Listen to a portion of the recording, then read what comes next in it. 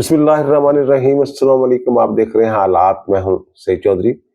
इस्लामाबाद पर चढ़ाई के लिए इमरान खान की फाइनल कॉल पर पीटीआई और हुकूमत के दरमियान मार्का जो है वो शुरू हो चुका हुआ है। इस हवाले से हमारे पास कि ये खबरें हैं जो आपके साथ शेयर करेंगे।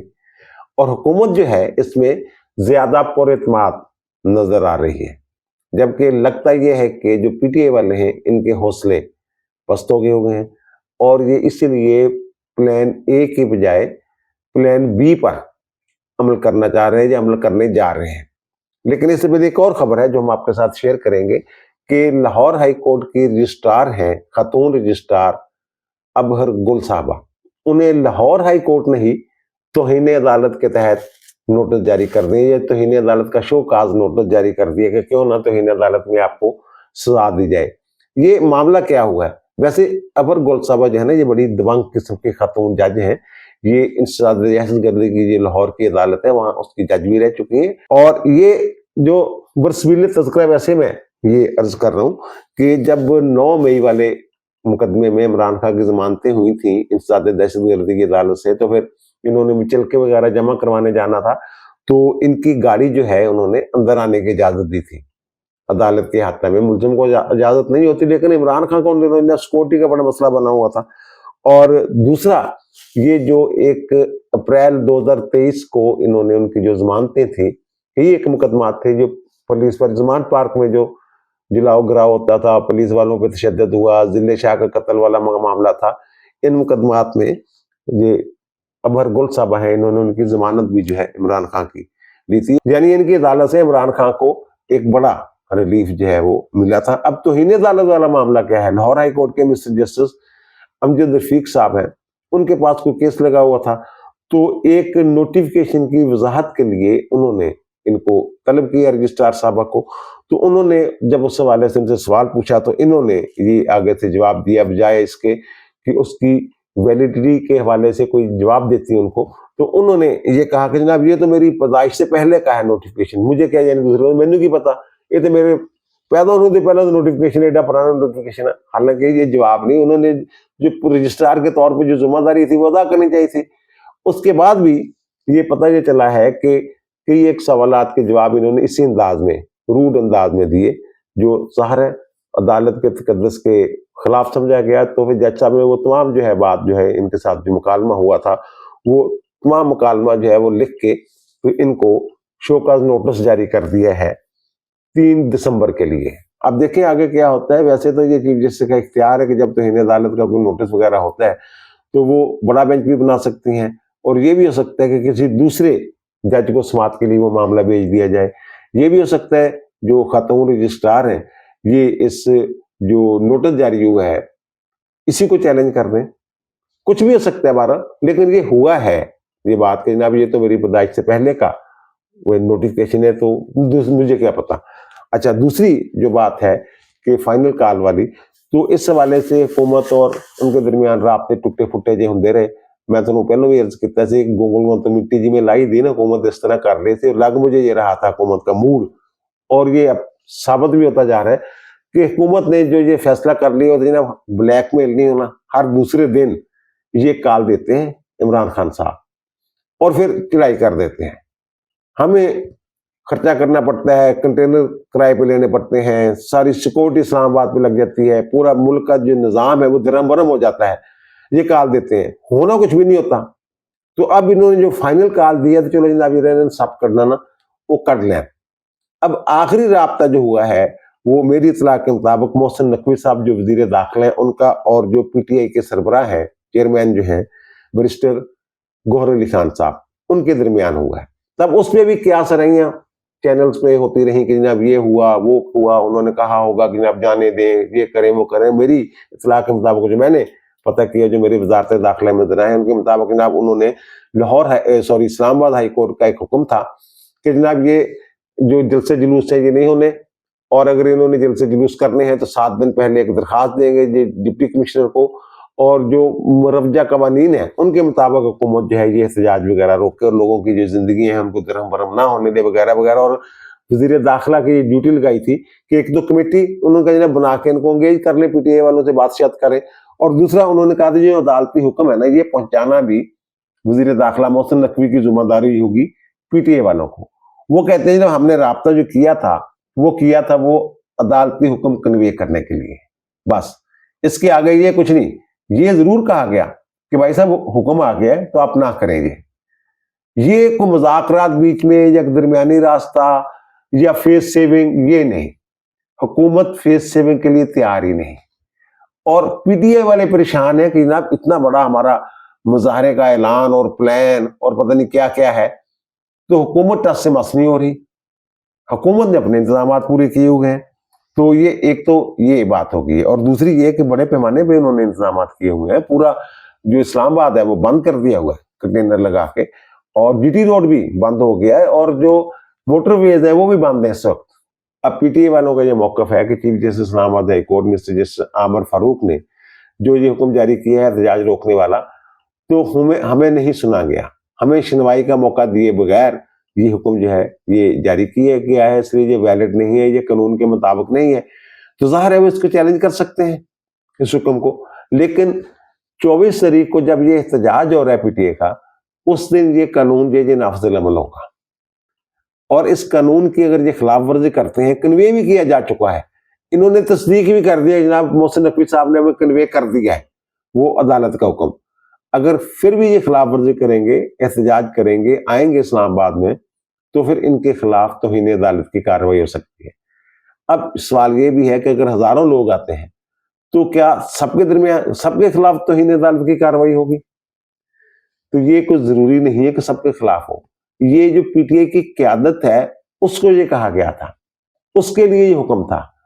اب جو قیادت میں لوگ آتے ہیں، پارٹی عہدیداران ہیں یا ارکان اسمبلی ہیں یا علیمین گنڈا پور صاحب ہیں، ان کے خلاف، چند ایک لوگوں کے خلاف، اور توہین عدالت میں اگر کارروائی ہو جائے، سزا ہو جائے، چاہے تابرخاست عدالت ہو جائے جیسے یوسف رضا گیلانی کو ہوئی تھی، تو 5 سال کے لیے بندہ نااہل ہو جاتا ہے. یہ بڑا اہم فیصلہ ہے جو عامر فاروق صاحب کا ہے. اس کی بنیاد پہ جو اسلام آباد انتظامیہ ہے، جو وزیر داخلہ ہے، وہ شیر ہو گئے ہوئے ہیں کہ جناب ہماری پشت پہ جو طاقت ہے وہ ایک عدالتی فیصلے کی طاقت ہے، نہیں آنے دیں گے ہم. عدالت نے کہہ دیا ہوا ہے. ایک تو نہیں انتظامی طور پہ کوئی فیصلہ کر لینا، ایک عدالت کا حکم آ جانا. تو عدالتی حکم سے جو ان کا انتظامی فیصلہ تھا اس کو تقویت ملی ہے اور وہ شیر بنے ہوئے ہیں. دوسرا جو میں اس فیصلے کی اہمیت کی بات کر رہا ہوں نا، اس میں جو نیا قانون ہے احتجاج کے حوالے سے، اسلام آباد میں احتجاج کے حوالے سے ایک نیا قانون نہیں بنا، تو اس کا بھی ذکر ہے. تو اس قانون کے تحت اگر بغیر اجازت کے جلسے جلوس ریلیاں شیلیاں احتجاج کیا جاتا ہے انتظامیہ کی اجازت کے بغیر، تو اس میں 3 سال تک قید کی سزا مقرر ہے. اب جو محسن نقوی صاحب ہیں، یعنی جتنے بھی لوگ پکڑے جائیں گے وہ 3 سال کے لیے جیل جا سکتے ہیں، سزا ہو سکتی ہے اس قانون کے تحت. ہمارے وزیر داخلہ محسن نقوی بڑے ایکٹیو ہیں اس وقت. انہوں نے پولیس والوں کو ہدایت کی، بلکہ پولیس والوں سے خطاب کیا انہوں نے کہ جناب اس مرتبہ جو آئیں گے نا لوگ، وہ واپس نہیں جانے چاہیں گے، آپ لوگوں نے اریسٹ کرنے ہیں. اگر وہ اریسٹ ہو جاتے ہیں جتنے لوگ بھی ہیں، تو پھر اس قانون کے تحت تو پھر ان کے خلاف کارروائی ہو سکتی ہے نا، 3 سال کے لیے جیل ہو سکتی ہے نا. موقع سے پکڑے گئے، شہادتیں پکی ہیں.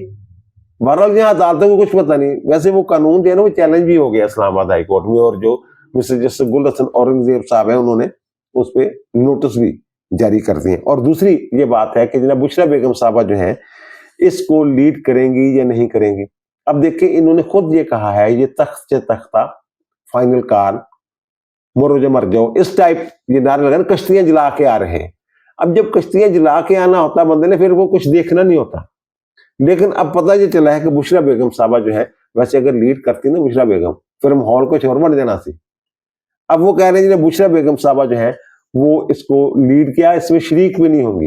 ان کی طبیعت خراب ہوگی، وہ بیمار ہو گئی ہیں، اور وہ بیماری کی وجہ سے ناسازگی تباہ کے باعث وہ جو ہے اس میں شریک نہیں ہوگی ریلی میں جو پشاور سے آئے گی. اور پورے ملک سے یہ میں بتا رہا ہوں اپنی انفارمیشن کی بنیاد پہ کہ پورے پاکستان سے کوئی ریلیاں شیلیاں اسلام آباد کی طرف نہیں جانی. اگر جائیں گے بس تھوڑا بہت ہوگا، آپ دیکھیں گے جو ریلی آنی ہے یا جو جلوس آنا ہے، بڑا جلوس، وہ آنا ہے خیبر پختونخوا سے، اور اس کی قیادت جو ہے وہ علی امین گنڈا پور صاحب نے کرنی ہے.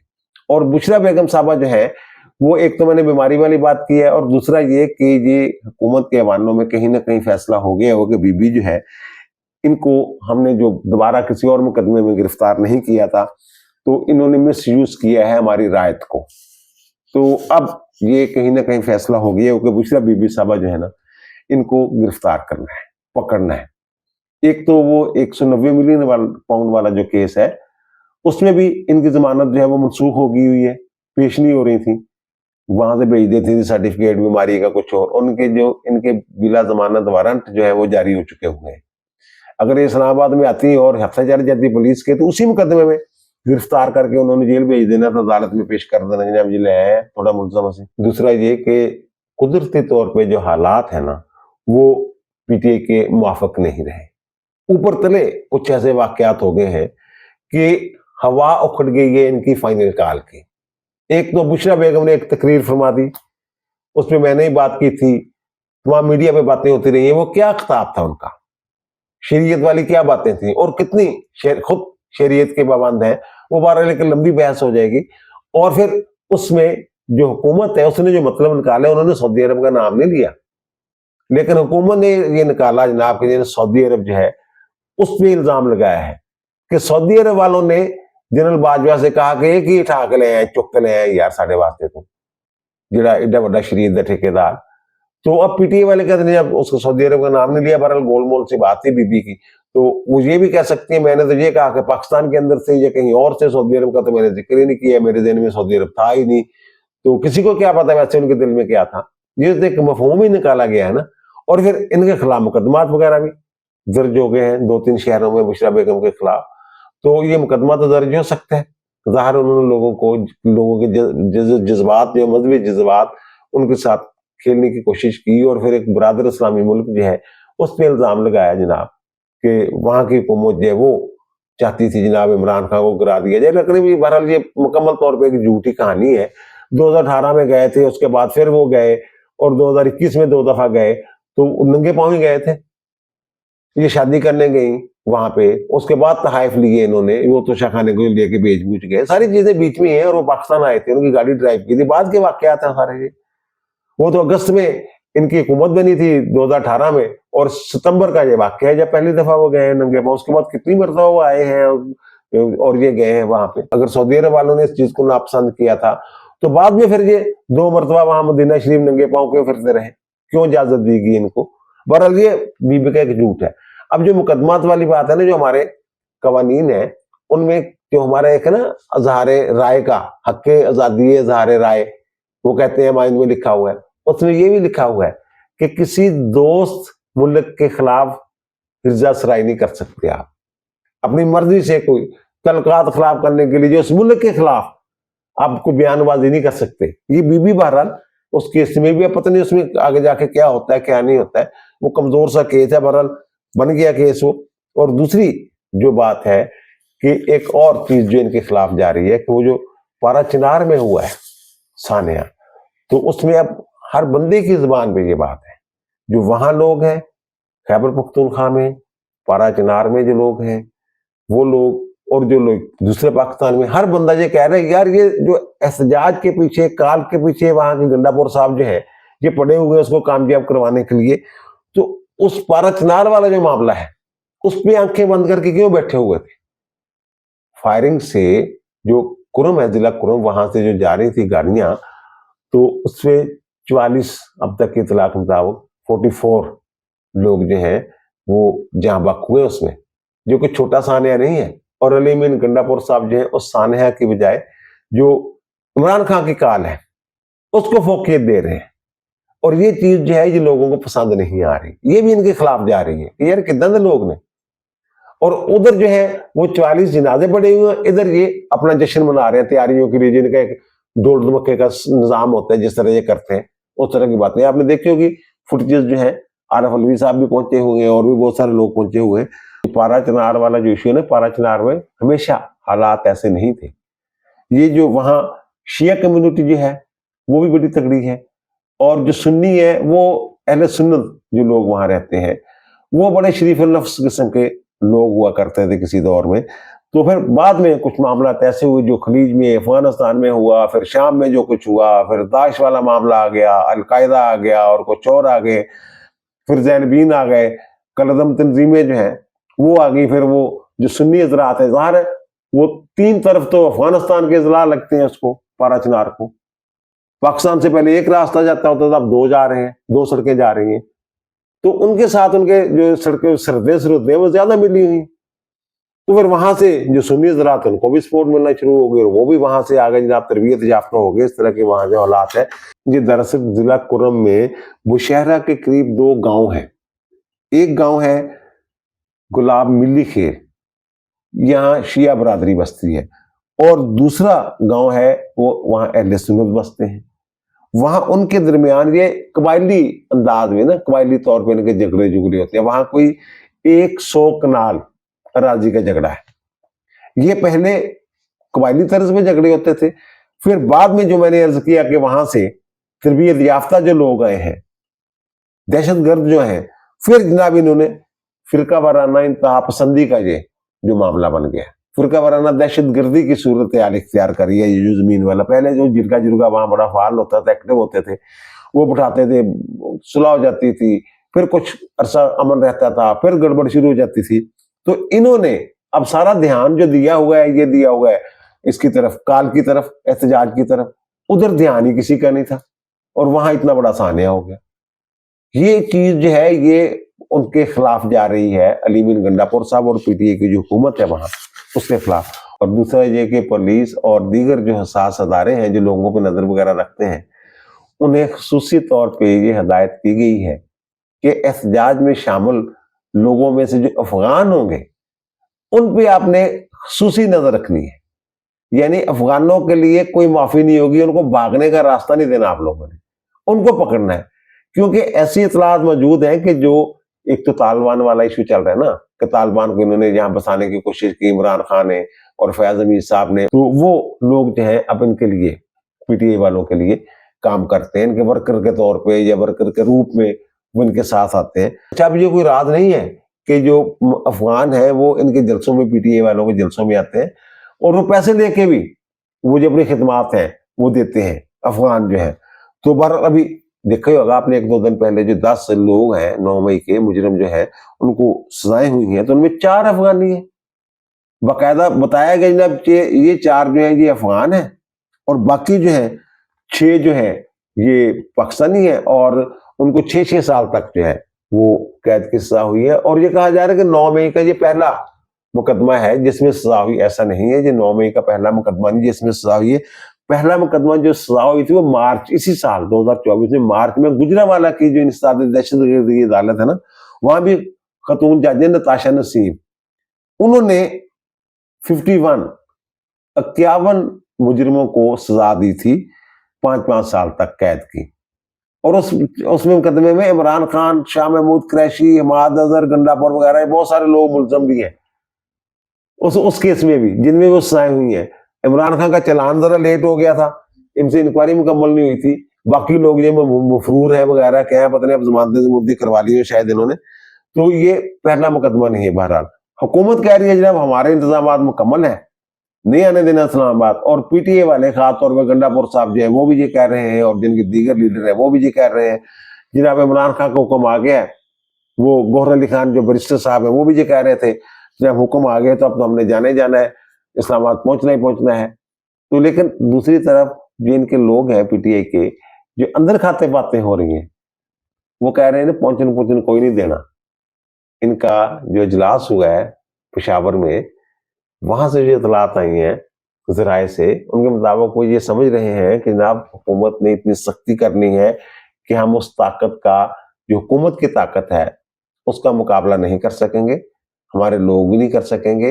اور پھر 2-3 جو میں نے واقعات حالات کی بات کی ہے کہ قدرتی طور پہ حالات ان کے خلاف جو ہو گئے ہوئے ہیں، تو وہ ساری چیزیں اگر دیکھی جائے تو اب یہ ان کے پلان ہے کہ جناب زیادہ لڑائی جھگڑا نہیں کرنا، سردست جو میری اطلاع ہے اب تک کی جو اطلاع ہے کہ بس ٹھیک ہے، جہاں تک جا سکے جائیں گے، کوشش کریں گے، گنڈاپور صاحب کریں گے کوشش، وہ والے صاحب جو ہیں، باقی وہ کہتے ہیں باقی شہروں میں وہ آنے شانے کی واسطے اتنی نہیں ہے، بس اپنے شہروں میں آپ نے کرنا ہے، یہ بھی پلان تھا ان کا۔ اور جو میں نے پتہ کیا ہے لاہور سے, فیصل آباد سے, خانیوال سے, 3 شہروں سے میں نے یہ پتہ کیا ہے کہ وہاں کیا صورتحال ہے. تو یہ پتہ چلا ہے کہ جناب وہاں تو جو وہاں کے لیڈر ہیں پی ٹی اے کے, انہوں نے کوئی ٹرانسپورٹ وغیرہ کا انتظام نہیں کیا. وہ کہتے ہیں بکنگ نہیں ہو رہی, مل نہیں رہی گاڑیاں چاہیے. تو اب پھر یہ ان کو یہ ہدایت کر دی گئی ہے. اور لاہور میں جو سلیمان اکرم راجہ صاحب کے حوالے سے یہ خبر آئی ہے, جو ان کے سیکرٹری جنرل ہیں, کہ جناب یہ بھی کوئی انتظام نہیں کیا انہوں نے. بس یہ ہے کہ لاہور میں جو نکلیں گے وہ کھپ چھپ ڈالیں گے اور مصروف رکھیں گے انتظامیہ کو, پولیس کو. اسی طرح باقی شہر جو ہیں پنجاب کی میں بات کر رہا ہوں, تو وہاں بھی کچھ ایسی صورتحال ہے کہ جانے جونے کی کوئی تیاری نہیں کسی کی بھی. ہاں کوئی 500 300 400 1000 بندہ لے کے نکل آیا سڑک پہ, ایک دفعہ ٹائر شاید جلا دیا, بس یہ ہے. اب یہ جو اس طرح کے احتجاج ہوتے ہیں, پرامن احتجاج ہوتے ہیں نا, کہ باقی لوگوں کی زندگی جو ہے وہ متاثر نہ ہو, کاروبار زندگی چلتا رہے. ایک تو وہ یہ جو انتشاری قسم کا ہوتا ہے, ان کا مقصد ہوتا ہے جو کاروبار زندگی ہے, جو زندگی کا نظام ہے, وہ درہم برہم کر دینا, مفلوج کر دینا اس کو. اس میں تو یہ کامیاب ہو گئے ایک طرح سے. اب حکومت نے خود ہی پورا اسلام آباد جو ہے اس کو بند کر دیا ہوا ہے. وہ وہاں جو انٹرنیٹ سروس ہے اس کے بارے میں بھی باتیں ہو رہی ہیں, بلکہ وہ کہہ رہے ہیں کہ نا وہاں تو بند ہوگا, باقی شہروں میں کہیں کہیں ہوگا جہاں ضرورت سمجھیں گے وہ. تو مفلوج تو کر دی زندگی انہوں نے. اور دوسری طرف حکومت سمجھ رہی ہے کہ جب انہوں نے جو اعلان کیا تھا نا اور بلیک میل کرنے کی کوشش کی تھی کہ نا اسلام آباد میں پہنچنا ہے, تو یہ ہماری کامیابی ہو کہ ہم بلیک میل نہیں ہوں گے ان سے, اور یہ دیکھے نہیں آنے دیا ہم نے. جس کو کہتے ہیں ریاست کی ریٹ, وہ کال ان کے وہ کہہ رہے ہیں. اور وہ کہہ رہے ہیں جب اپنے عمران خان صاحب رہا ہو کر جیل سے باہر آ کے کھڑے ہو کے کہیں کہ آپ واپس چلے جاتے چلے جانا, ورنہ بہ جانا جتنے جتنے بھی ہونا, اور نہیں بہ ہونا. انہوں کو انتظام ہی نہیں ہے گا. انہیں کام ہے کہ انہیں دی کال خان صاحب دی, اور یہ حالات کا بھی عمل دخل ہے گا جہاں میں اگے پہلے ذکر کیتا. اور پھر میں نے ایک صاحب سے پوچھا, میں نے کل بیٹھک میں بھی یہ بات کی تھی, یہ 3-4 دن پرانی بات ہے, جب بشرا بیگم کی تقریر ہوئی تھی تو اس کے بعد میں نے ان سے پوچھا کہ یار یہ عمران خان بشرا بیگم پہ اتنا انحصار کیوں کر رہا ہے. وہ کہہ رہے ہیں عمران خان نے تو ہمیشہ بشرا بیگم کی بات جو ہے اس پہ عمل کیا ہے. تو اب عمران خان وہ وکیل ہے, وہ صاحب ان کا عمران خان نے یہ کہا تھا ایک مرتبہ کہ ایک فیصلہ ہے جو میں نے بشرا بیگم کی مرضی کے بغیر کیا, اس کے کہنے کے باوجود میں نے دباؤ میں آ گیا ان کے فوجیوں کے اور ادھر ادھر, وہ تھا جناب عثمان بزدار کو ہٹانا. اب آپ سب کو پتا ہے یہ بات ہوتی رہی تھی, جب یہ کہا جاتا تھا عثمان بزدار کے ذریعے فرق ہوگی, لوٹ مار شروع کی تھی اور انہیں خلاف بڑی شکایتیں آ رہی ہیں ہٹاؤ ہٹاؤ, وہ ہٹاؤں نہیں سی. ایک تو سیاسی وجہ یہ تھی کہ عثمان بزدار کو ہٹا دیا تو دوبارہ کس کو وزیر اعلیٰ بناؤں گا, وہ دوبارہ وزیر اعلیٰ منتخب ہو سکے گا کہ نہیں ہو سکے گا. یہاں مسلم لیگ نون جو ہے اس کی بڑی تگڑی نمائندگی تھی پنجاب اسمبلی میں. تو دوسرا بیگم صاحب نے کوئی این سے صاحب سب لگا کے شروع میں ان کو بتایا تھا کہ جناب عثمان بزدار نام کا ایک بندہ ہوگا, اس کو آپ لگائیں گے, وہی جو فرق ہوگی نہیں, اس کی سفارش سرش کی تھی. وہ صاحب بتا رہے تھے کہ عمران خان کا یہ کہنا ہے کہ اگر وہ بشرا بیگم کی بات مان لیتا اور عثمان بزدار سے استعفیٰ نہ لیتا نا, تو پھر میں ان حالات کا شکار نہ ہوتا جن کا مجھے سامنا کرنا پڑ رہا ہے. وہ کال ان کے, یعنی وہ کہہ رہے ہیں وہ اور پکے ہو گئے ہیں اس بات پہ کہ بشرا نے کہا تھی عثمان گیا تو تم ہی گیا. ہوا بھی ہے جی. اب انہوں نے 28 مارچ 2022 کو استعفیٰ لیا تھا, گئے تھے وہ ملاقات کرنے کے لیے اور استعفیٰ دے آئے تھے, اور 1 اپریل 2022 کو ان کا استعفیٰ جو ہے وہ منظور ہوا تھا. اور اس کے 8-10 دن بعد ان کی حکومت گھر چلے گئی تھی عمران خان کی, عدم اعتماد تحریک عدم اعتماد جو منظور ہو گئی تھی. تو وہ کہتے ہیں اور پکے ہو گئے ہیں کہ بشرا بیگم کا جڑا حساب کتاب ہوتا غلط نہیں ہوندا, وہ تینوں روحانیت کہندے نے نا, لیکن جو کہنے والے نے وہ کہندے کوئی حساب کتاب کر دی نہیں, کوئی ٹیوے لاندی نہیں, جو بھی ہوندا وہ سارا کچھ مذہبی ٹچ دے دوں کے گل جہی جو بنا بنو کے کوئی کہانی بناندی نہیں, اور عمران خان تے یقین کر لین. یہ تو حالات نے. ورنہ دیکھو جناب اج اسلام آباد کی ہوندا, پورے ملک کی ہوندا, اور حکومت جہی ہے وہ مطمئن ہے کہ کچھ نہیں ہونے دینا. اب دیجیے مجھے اجازت, انشاءاللہ دوبارہ ملاقات ہوگی نئے بھی علاقے کے ساتھ. اللہ تعالیٰ آپ پر, مجھ پر, ہم سب پر مہربان رہے. اللہ حافظ.